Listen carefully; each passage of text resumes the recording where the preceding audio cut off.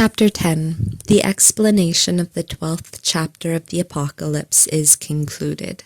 Woe to the earth and to the sea, because the devil is come down to you, having great wrath, knowing that he hath but a short time. Woe to the earth, where so many sins and such wickedness shall be perpetrated. Woe to the sea, which refused to pour forth its floods and annihilate the transgressors at the sight of so great offences against its Creator, and to avenge the insults against its Maker and Lord. But more woe to the profound and raging sea of those that follow the demon, after he has descended in their midst, in order to war against them with great wrath and with such unheard of cruelty. It is the wrath of the most ferocious dragon, and greater than that of the devouring lion, who attempts to annihilate all creation, and to whom all the days of the world seem a short time to execute his fury. Such is his hunger and thirst to do damage to the mortals, that all the days of their life do not satisfy him, for they come to an end, whereas he desires eternal ages, if possible, in order to wage war against the sons of God. But incomparably greater than against all others is his rage against that most blessed woman who was to crush his head. Therefore, the evangelist says, "And when the dragon saw that he was cast unto the earth, he persecuted the woman who brought forth the man-child." When the ancient serpent saw the most unhappy place and state to which he had fallen, and that he was hurled from the empyrean heaven, he broke out in so much the greater rage and envy, like a wild beast tearing its own entrails. Against the mother of the Word incarnate he conceived such a furious rage as no human tongue or intelligence can ever describe or understand. But to a certain extent this anger can be surmised from that which followed immediately after that dragon found himself hurled with his hosts to the infernal regions. I will describe this event as far as I can, and as far as it has been made plain to my understanding. During the whole first week of the creation of the world and its contents, Lucifer and the demons were occupied in machinations and projects of wickedness against the Word who was to become incarnate, and against the woman of whom he was to be born and made man. On the first day, which corresponds to Sunday, were created the angels. Laws and precepts were given to them for the guidance of their actions. The bad ones disobeyed and transgressed the mandates of the Lord. By divine providence and disposition then succeeded all the other events, which have been recorded above, up to the morning of the second day, corresponding to Monday, on which Lucifer and his hosts were driven and hurled into hell. The duration of these days corresponds to the small periods or delays which intervened between their creation, activity, contest, and fall, or glorification. As soon as Lucifer with his followers entered hell, they assembled in general council, which lasted to the morning of Thursday. During this time Lucifer exerted all his astuteness and diabolical malice in conferring with the demons, and concocting plans to offend God so much the more deeply, and to obtain revenge for the chastisement to which he had been subjected. They came to the conclusion and resolved that the greatest vengeance and injury against God would be to impede the effects of the love which they knew God bore toward mankind. This they hoped to attain by deceiving men and persuading them, or even as far as possible compelling them, to neglect the friendship of God, to be ungrateful toward him, and to rebel against his will.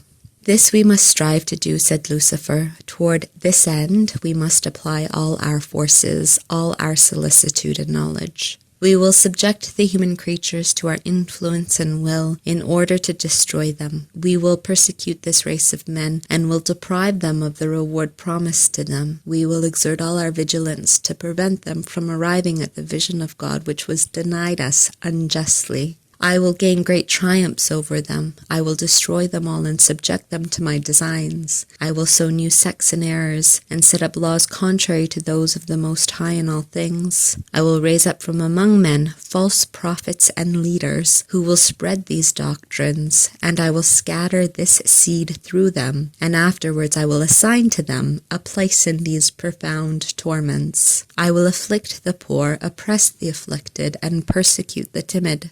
I will sow discord, excite wars, and stir up nations against each other. I will raise up proud and haughty men to extend the dominion of sin, and after they shall have executed my designs, I will bury them in this eternal fire, and in so much the greater torments, the more faithfully they followed me. This is my kingdom, and this is the reward which I will give to those who follow me.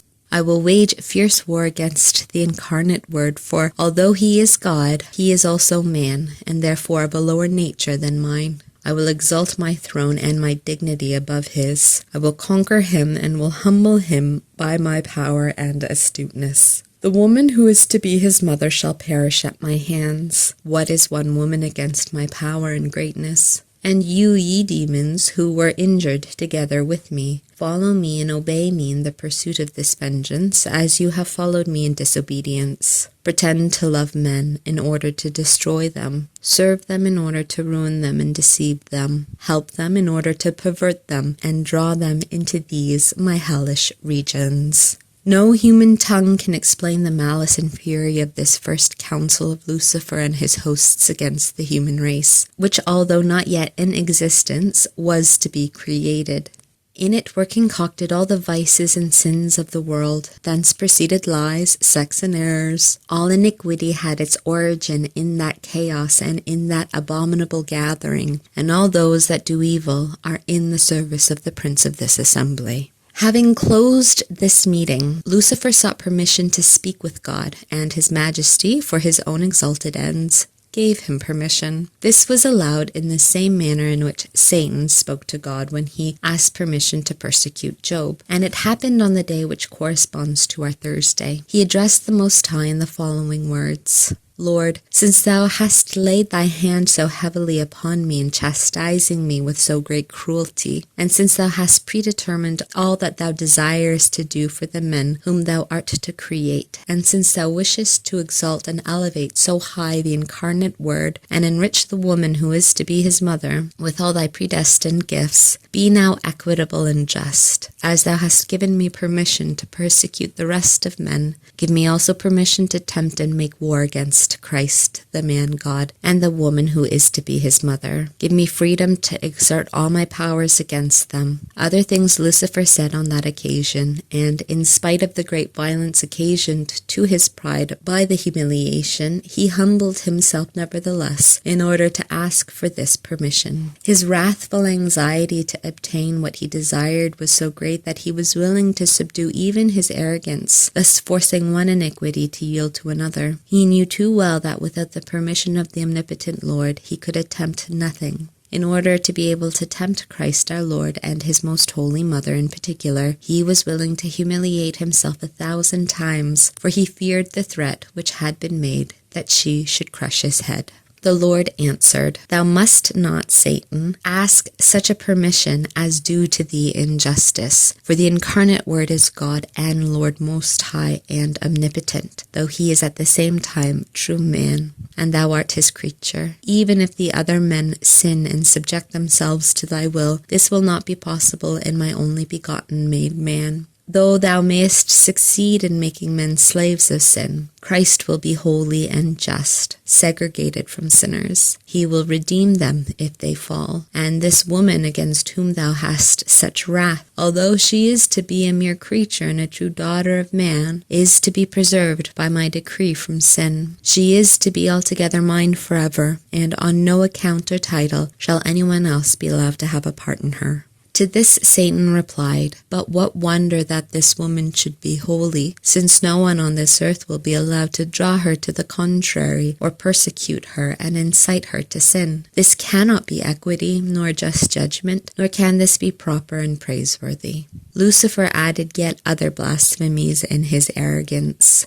But the Most High, who disposes all things with wisdom, answered him, I will give thee permission to tempt Christ, so that he will be an example and a teacher in this to all the rest of men. I also give thee permission to persecute the woman, but thou must not touch her in regard to the life of her body. It is my will that Christ and his mother be not exempt from temptation, and that they be tempted by thee like the rest of men. This permission was more pleasing to the dragon than that of being free to persecute all the rest of the human race. In this he resolved to use more care than in the pursuit of any other project, as afterwards really happened. To no one else than himself was he resolved to confide its execution. Therefore, the evangelist proceeds to say, he persecuted the woman who brought forth the man-child. For with the permission of the Lord he waged unheard of war and persecution against her, whom he thought to be the mother of God incarnate. But since these persecutions and battles will be described later, I will only say here that they were beyond all conception of man. Equally admirable was her glorious resistance and victory over them. Therefore, in order to describe the manner in which she defended herself, he says, there were given to her 2 wings of a great eagle, that she might fly into the desert unto her place, where she is nourished for a time and times. These 2 wings were given to the most holy Virgin before she entered upon the combat, for she was prepared by special gifts and favors. The one wing was an infused science, which revealed anew to her vast mysteries and sacraments.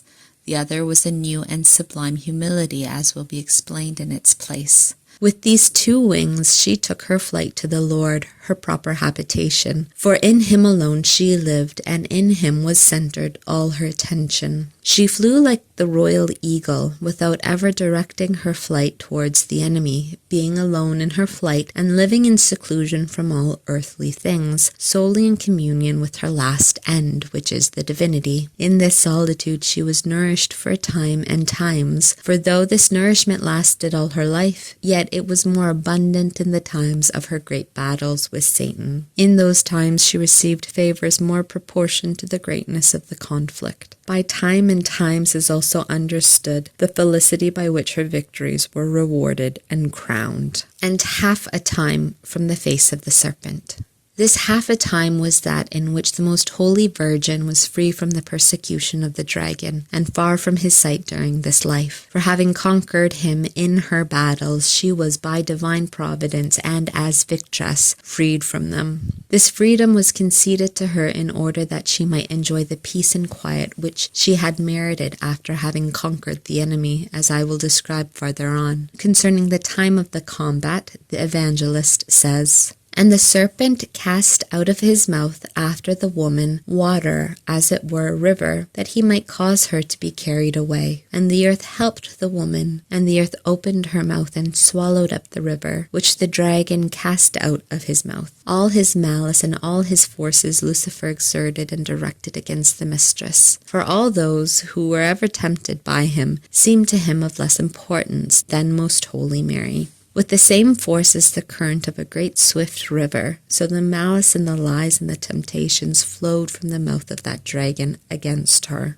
But the earth helped her, for the earth of her body and of her inclinations was not cursed, nor did the sentence and punishment which God hurled against Adam and Eve touch her in any way. For in it our earth is cursed and produces thorns instead of fruit. It is wounded in its very nature by its inclination to sin, pomme peccati, which continues to assault us and causes opposition. The devil avails himself of these inclinations for the ruin of men, for he finds within us arms for his offensive warfare, and catering to our evil inclinations by his false representations and apparent sweetness and delight, he draws us towards sensible and earthly things. But the most blessed Mary, the holy and sanctified earth, without touch of bad inclinations or evil dispositions, was free from all danger of corruption arising from the earth. On the contrary, since all her inclinations were most orderly, composed, and obedient to grace, the earth of her body was in perfect harmony with her soul.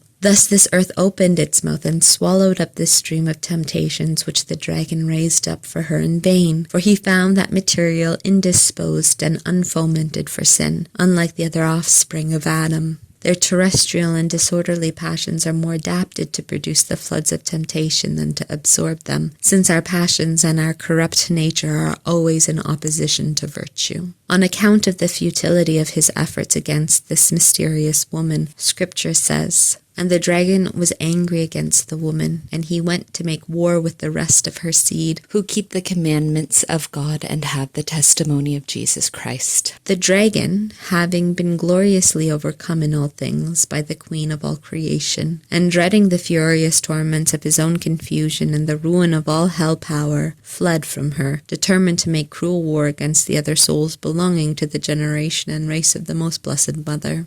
These are the faithful who are marked with the testimony and the blood of Christ in baptism, as keepers of his commands and constant witnesses. For all the wrath of the demon turned so much the more toward the Holy Church and its members, when he saw that he would be unable to gain any advantage over Christ and his most holy Mother. Especially does he war against the virgins of Christ, and with a more particular hatred does he seek to destroy the virtue of virginity or chastity, this being the seed and the inheritance of the most chaste Virgin and Mother of the Lamb. On account of all this, the evangelist says, "And he stood upon the sands of the sea." This is the contemptible vanity of the world, on which the dragon feeds, and which he eats like hay. All this passed in heaven, and many mysteries were made manifest to the angels, in the decrees of the divine will regarding the privileges reserved for the Mother of the Incarnate Word. I have been short in describing what I saw, for the multitude of the mysteries has made me poor and halting in the words needful for their manifestation.